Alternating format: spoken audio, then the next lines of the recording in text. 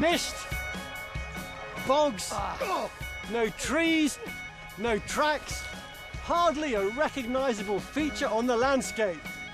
This is Dartmoor, the most difficult place to navigate in the whole of Britain. But imagine trying to cross this place without any maps.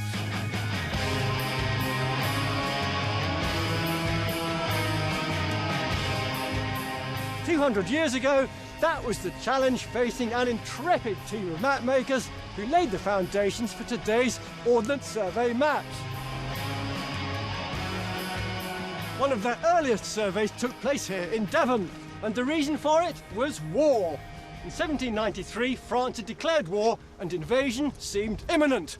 The army desperately needed maps to plan for the nation's defence. So who would take on that massive task?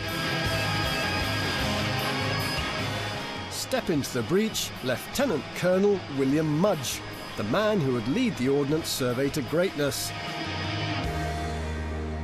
What I want to know is, are Mudge's maps truly accurate? Was defence really their only purpose? And can these classic maps be used to navigate across the modern British landscape?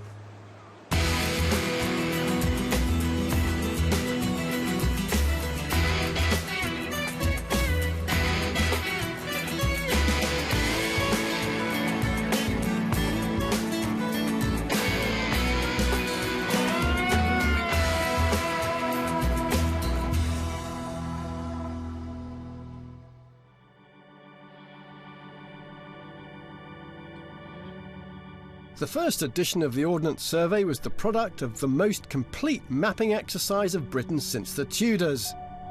For the first time in our history, there were maps linking county to county, which covered the entire land based on a scale of 1 inch to the mile.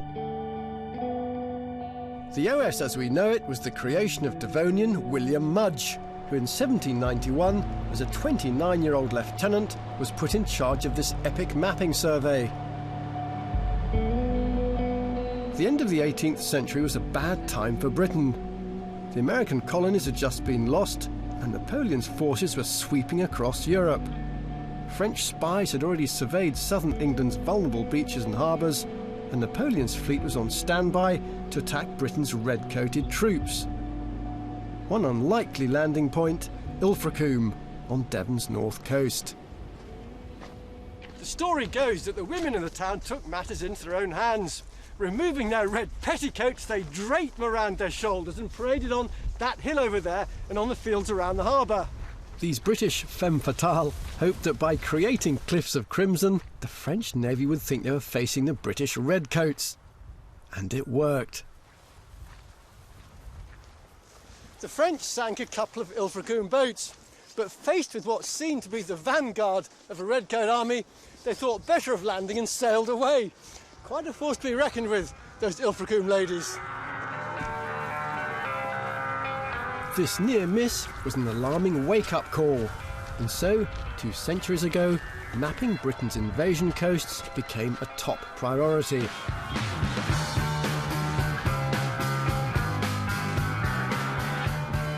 I'm going to make a journey all the way across Devon from Ilfracombe on the north coast to Start Point on the south coast. I'll be following in the footsteps of Mudge's surveyors, crossing treacherous sea channels, dealing with a maze of lanes and confusing countryside, and navigating my way across the bleak heights of Dartmoor. And my journey's end, Devon's invasion beaches.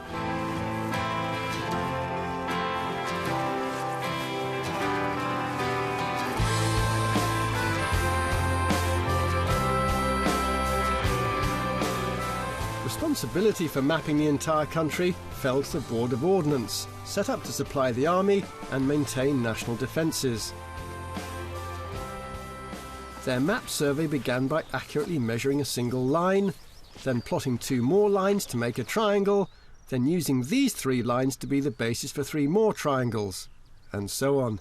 Once Mudge had created this network of huge interconnecting triangles, the second and third surveys filled in the grid.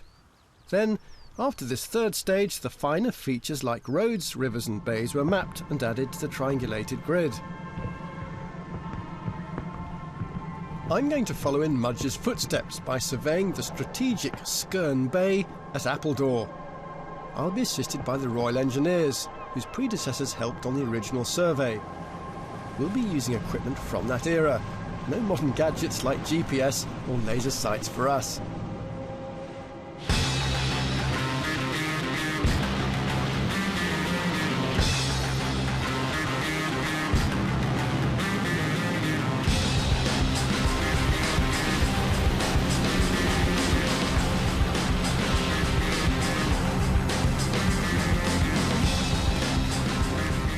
First, we need to establish where we are in the bigger picture, in relation to one of Mudge's known trig points.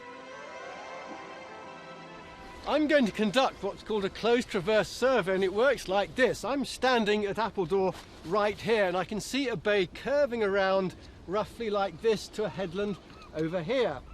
So with the help of the Royal Engineers, I'm going to place a series of staffs at intervals around the edge of the bay. I'm going to measure the distances between those staffs and the angles between them until I get to the very end of the bay here where the headland is, and from there I take a final angle reading back across the bay to my first staff here and close the traverse. I can then go and draw my map. Right, let's put this theodolite together. If you just go out, say... Lance Corporal Anderson is dispatching his men. First, Staff Bearer John, to move from position A to position B. Then the measuring team, to determine the distances between the sighting staffs with an antique set of precision chains. If you look along it, every sort of 10 foot or so, there'll be a little marker telling you the actual distance from the end. You've got to pull it tight first. Yeah, it's got to be mega tight. I'm using a 200-year-old theodolite, and the first angle I'm taking is from north round to Mudge's trig point at the telegraph pole on Fort Hill. Okay. And the reading of that, 2, 8, 3. And then the angle between that and... Now to take our second reading. These first two positions are critical to fix and lock all our readings to fit in with Mudge's original grid. And that is 113. What we're going to do now is move the theodolite to where the staff man is on point B. But leaving a staff here? Leaving a staff man here, and then we'll move John further on. It sounds complicated, but it's dead simple, isn't it? If you're not completely accurate, then nothing will tie in. So you've just got a load of maps that are just basically drawings. You know, so no use to man or beast. So the map becomes a drawing if you've got a mistake in it? Yeah, exactly. Yeah. The task facing Mudge's men on the detailed survey to map every feature of the landscape seems impossibly daunting.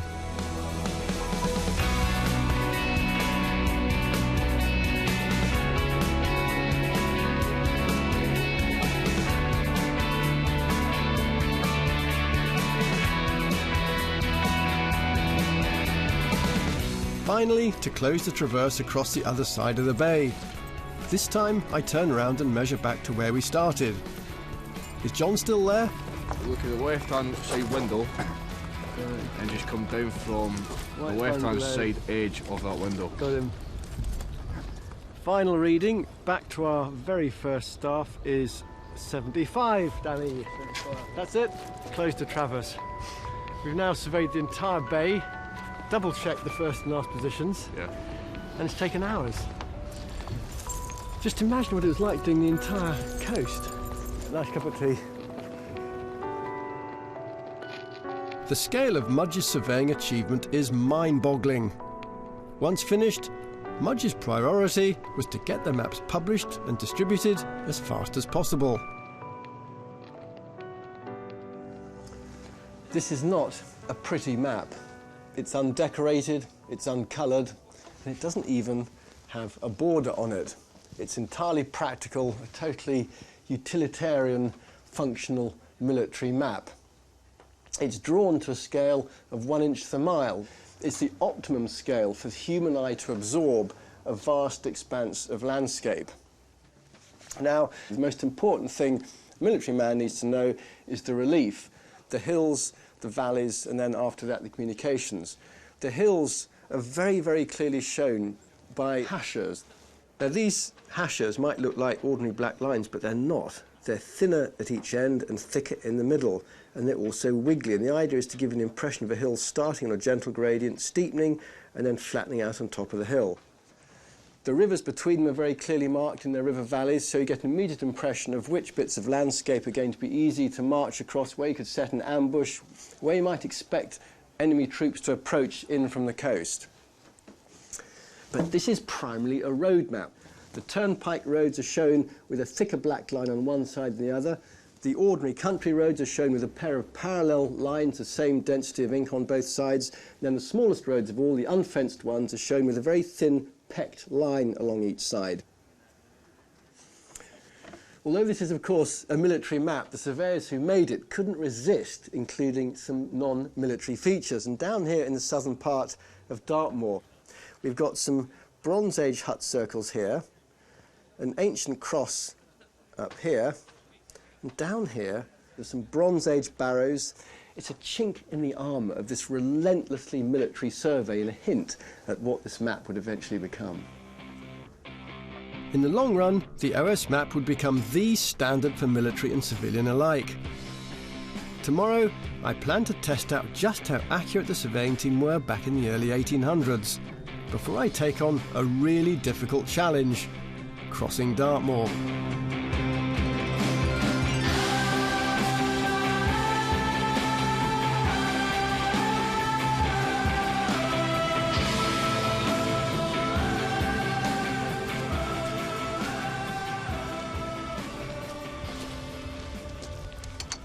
I'm climbing Codden Hill. It's the most dramatic viewpoint in this part of North Devon, and it was also one of the triangulation points used by Mudge during his survey, and it's easy to see why. I can see all the way south, over the Tor Valley, to the heights of Dartmoor, 25 miles away. I'm going to try and stay as close as possible to this long, red, straight line on Mudge's map. On the way, I'm going to try and locate a number of small and fairly obscure features. It's going to be a real test of Mudge, and a real test for me.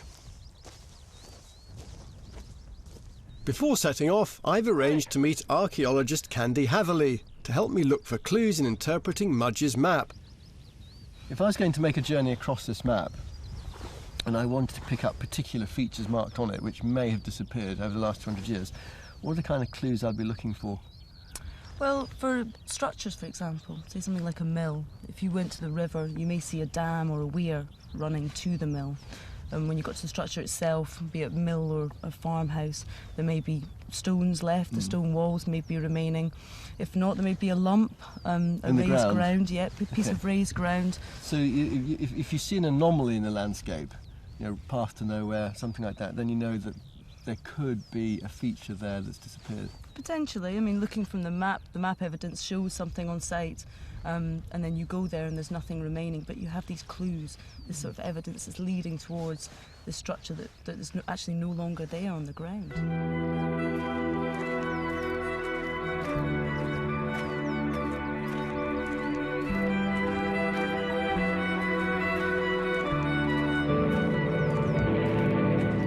Mudge's map was a snapshot of the landscape of the time. But 200 years later, lots will have changed. Buildings will have crumbled, forests expanded or contracted, all conspiring to make my task more difficult. But not as difficult as Mudge's men found their part in the surveying project. Armed with the latest surveying equipment, they stood out in this sleepy part of the country. They were challenged and threatened by locals who mistook them for French spies. Unfortunately, their outfitters had made their uniforms the same shade of blue as the French army, so the surveyors were obliged to carry warrants that explained who they were and what they were doing. But my mission is to spot check the features on the red line, which crosses a track running through a wood. Inside the wood, the line meets a watermill, which sits by a river.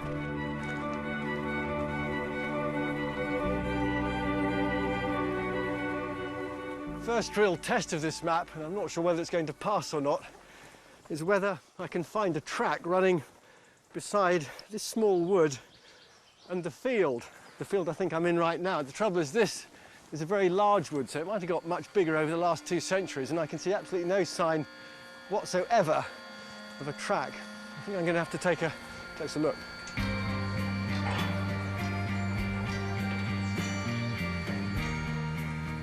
Well, now I'm in this wood, things are starting to look up for the map because these trees are youngish conifers and they haven't been here for that many years, so the wood has clearly got much, much bigger since 1809. Aha, this looks good. This is what looks like an old track, and also the wood's changed. This is a broadleaf wood. And look at this, there's a stump here of an old broadleaf tree. So this is a very old wood, and the trackway is very clear. We've got an embankment on this side, high bank on that side, and just over there is the field that it should be running beside, and the track, so the map's right. Now for that mill, which should be near a river.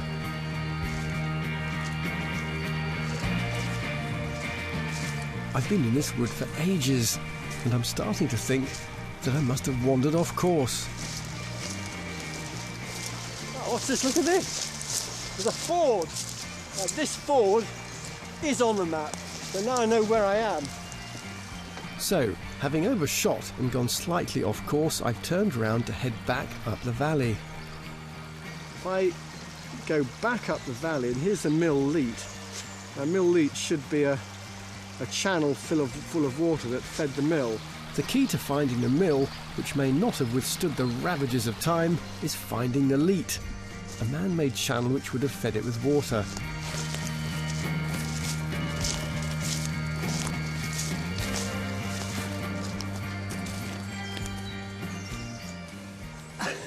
Eureka! Water! This might look like a woodland stream, but it isn't. It's man-made. It's an old canal running parallel with the contours along the hillside.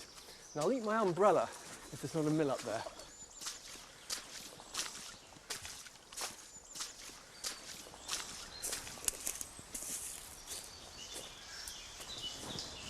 Can't believe it. There's a wall crossing the Mill Leat here. Look. Now, why is that wall crossing the Mill Leat if it's not part of the mill? And this part of the Leat's trebled in size. It's massive. There's a huge pool here, or was. This is the mill. I mean, you can't see much now. It looks just like a boggy puddle within a rectangle, but this is definitely the mill, just where the map said it would be. Doesn't do to doubt Mudge. It really doesn't. So, Mudge has delivered among the thickly wooded hills of North Devon. But tomorrow is another day, and a much more daunting and dangerous one for his map and for me, when I'll be facing the ultimate test, alone on the featureless and expansive wilderness of Dartmoor.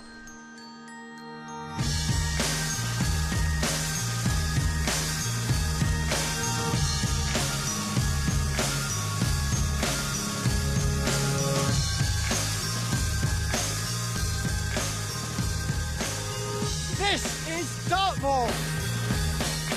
Yesterday was a successful day for my straight line test of the map.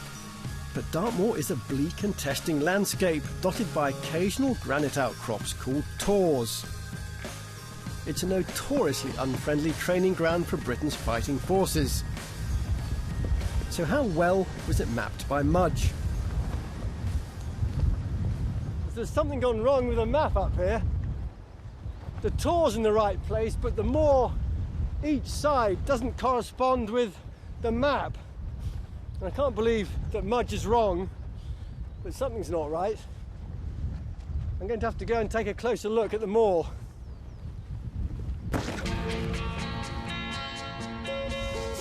problem on the map is that it shows a stream that seems to circle a hole of high willows, turning it into an island. And there's no such thing as a river that goes in a full circle ahead of a river that joins its own tail.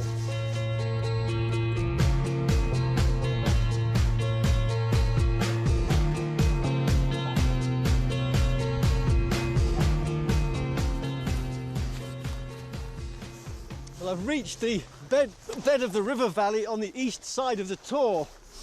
Not much water to be seen, but there is a line of reeds flowing down the valley in that direction. You can very clearly see the two slopes of the valley, just as the map says. No sign of water. I can hear water though. Yeah, down here.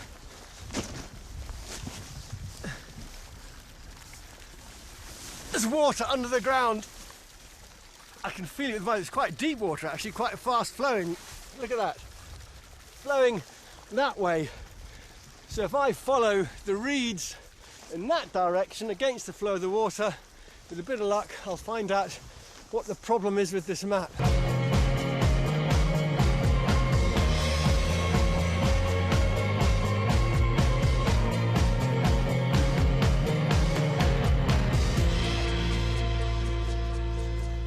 Well, I've followed the riverbed for as far as I could, but it's just run out. And instead of a river, there's a great mountain of moorland in the way. If that river really existed, there'd have to be a 100-foot deep ravine right where I'm standing, but there isn't. There's just this huge ridge of moorland. I've never ever seen such a huge mistake on an Ordnance survey map. The Mudgee surveyor's got it really badly wrong. It was hardly surprising. Dartmoor's landscape is riddled with bogs, peat swamps and false summits. On top of that, the moor can play strange tricks on the relative heights of large features, or where the horizon is, or even which way is up. Oh, and then there's the weather.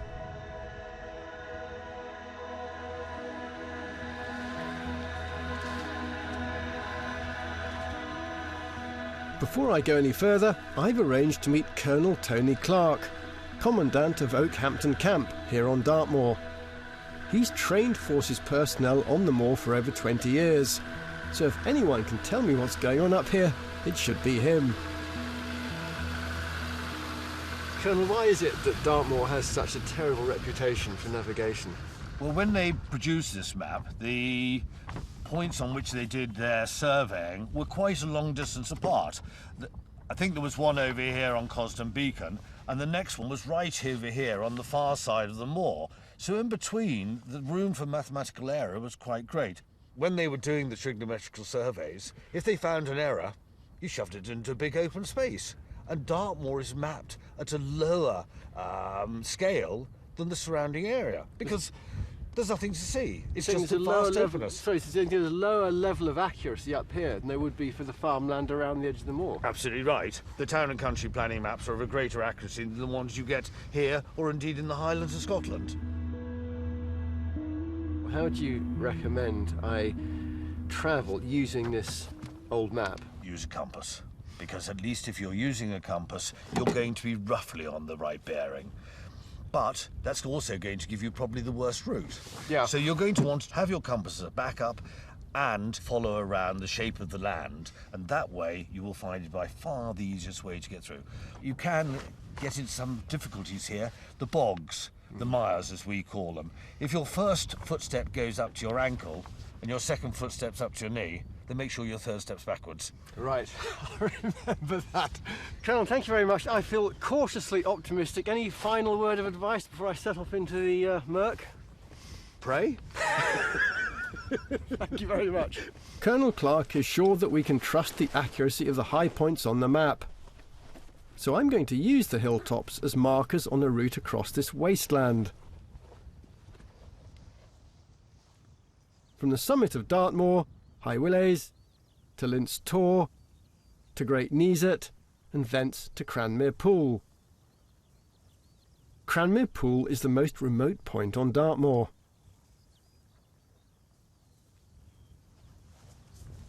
The isolation of Cranmere Pool has given it almost mythical status, and as it means the pool frequented by cranes, I feel particularly drawn to it.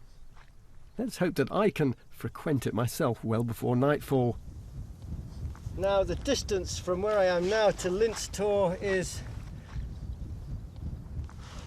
1 1/4 inches, so at this scale of map that makes it 1 1/4 miles. The direction is pretty much due south, so if I use my antique compass I can find that Lince Tor must be that black outcrop sticking up on the crest of the hill down there.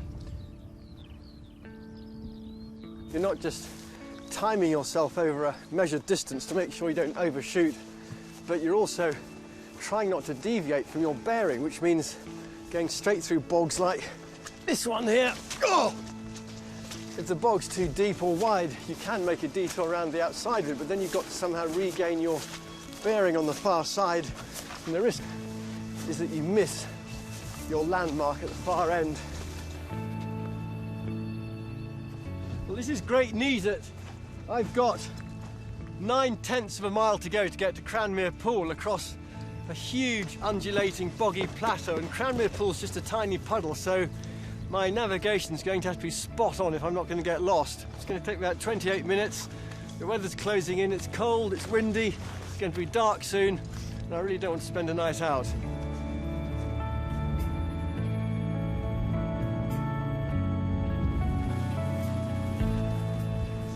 I'm continually being thrown off course, and so I'm just, as I'm walking along, I'm just trying to compute how many minutes to add on to the 28 minutes I'd estimated to cover the 9/10 of a mile.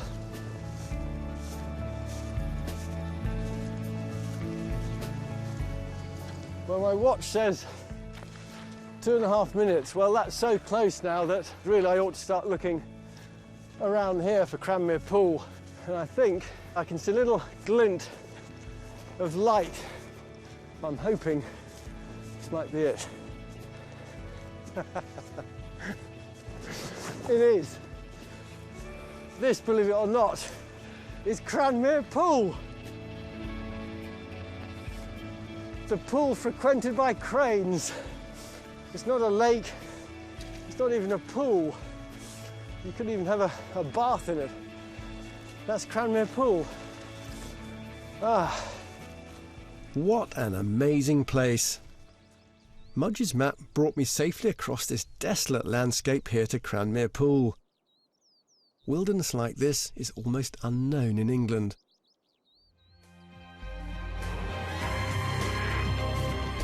But let's not forget that Mudge's main mission was a military one, and that included our vulnerable invasion beaches, so that we could defend ourselves from the French.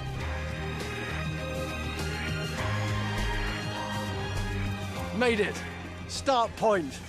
There's the English Channel, France is over there, and that great sweeping arc of sheltered water is Start Bay, the soft underbelly of southwest England. Start Bay has a series of the most perfect invasion beaches in the southwest. Mudge's pioneering work meant that the British could at last face the threat of foreign invasion from a position of strength, secure in the knowledge of finally knowing their own backyard. And it was only by knowing every nook and cranny of the land that England could be defended. Thanks to Mudge. The French never did invade, and Mudge's military maps went on to open up the countryside for the people.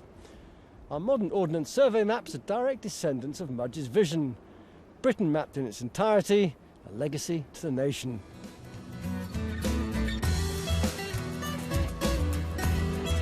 Unravelling a mystery thousands of years old under the ocean, ancient Egypt's lost city swallowed by the sea tonight at 7:30. But next, a little later than Build on BBC Two, with a cheesy potato delight from the Little Paris Kitchen.